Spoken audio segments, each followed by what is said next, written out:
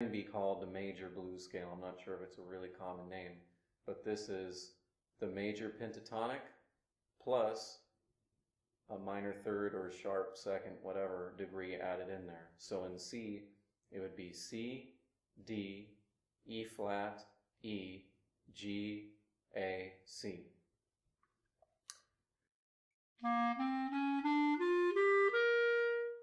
Now, like a lot of scales that have less notes than 7, or more notes than 7, a lot of times what that's implying is kind of a melodic aesthetic, almost like a raga.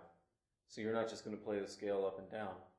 And what I tell people to get started with it, if they haven't picked out with their ear how to hear this in the music, is that scale degrees 5 and 6 that are in there kind of usually go upward to the root. For example, right? And then the bottom of the scale up through the third is usually kind of like a little oscillating thing where you go back and forth between notes.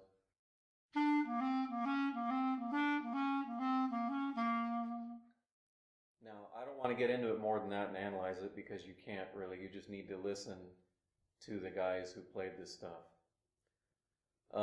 And again, this can be found every note in King Oliver's solo on Dippermouth Blues, the famous one with the wah-wah mute, uses these notes. Even up to today, now people kind of improvise with a collage, where it's like they'll play the changes, then when they want to sound soulful, they'll play this kind of stuff for a second. They might have some angular, modern stuff that they also do. I think most effective players don't really play one way or another nowadays. All right, so that's kind of your vocabulary with the pitches, also play changes. And if you look at the way some people play the blues, I had a guitar friend of mine point this out to me once. It's a pretty good idea, observation. I'm not sure how true it always is, but a lot of times, you know, in blues, you can see it as three phrases that are 4 bars each. And you'll notice different tendencies, like sometimes players will riff the first 2 4-bar phrases, and then during the last 4-bar phrase, they'll play more kind of 2-5-1 language. Or you might find someone who plays riffs throughout, or less often than that, or whatever, but then in the 4th bar, where you're tonicizing the upcoming 4 chord, they'll play bebop kind of scale, chord scale stuff, and then in the 8th bar, which is tonicizing the 2 chord, if you're doing like what's called the jazz blues with 2-5-1 on the end instead of 4-5 or 5-4. When you're tonicizing the 2 chord, you might play bebop or whatever. So those are things to look for and to try out in your playing. So those things are all in there. Now, one thing that I think is really awesome about early jazz, when I used to sit in with guys like that when I was a kid, notice is that if someone plays a bunch of choruses in their solo, or even if one, within whatever amount of time they play for, they try to have each chorus be hotter than the one before. You'll even hear guys yell, "Get hot," as you're coming to the turnaround to play another chorus to tell you, "Come on, get going this time," you know, or go even farther, whatever, encouragement. So that means if you're now, and what I'm saying is that a lot of times when you hear tenor players nowadays play a billion choruses, it's all at the same level. They start off their solo with 16th notes already, and then the whole solo is like that. So what will really help is to sort of not play as much at the beginning of your solo, to hold back, save it for the end. And or especially with an instrument like the clarinet with all the ranges it has, a low register, all that, you know, try to stay within the low register for a while, then gradually add in the middle register, then move it all up to the middle register, and so forth, And these kinds of things will really help your solo get going. The other thing is that if you listen to early jazz, people aren't just pushing buttons on their instruments and making those kind of like classical European sounds. They're also making effects and stuff.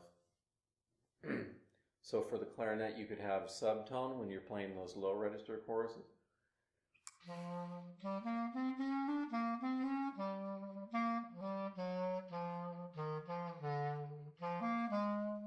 Sometimes I even lift, it's not attractive, but sometimes I lift up my top lip so the air leaks get even more subtone.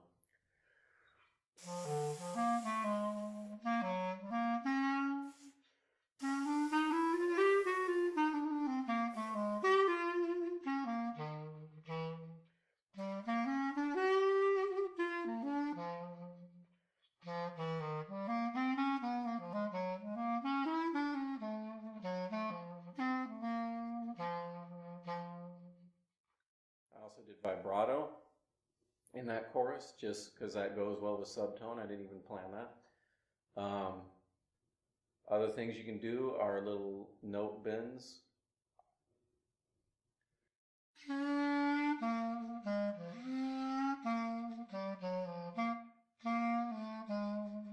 You can also do, you can find on your instrument little alternate fingerings that have different timbre than the normal fingering, like Lester Young is known for.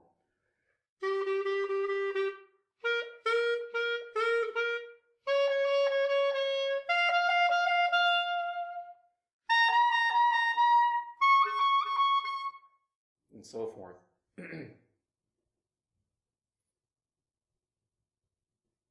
You can also growl, which is a really effective effect if you use it well. Edmund Hall is a great example of this, so is Sidney Bechet.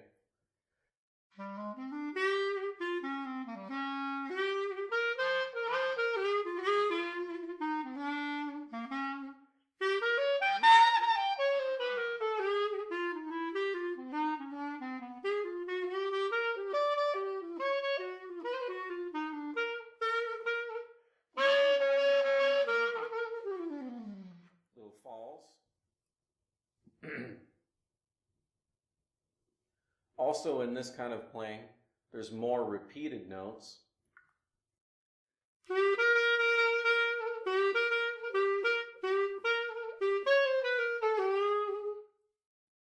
And more, which I already did, more oscillating between a couple of notes.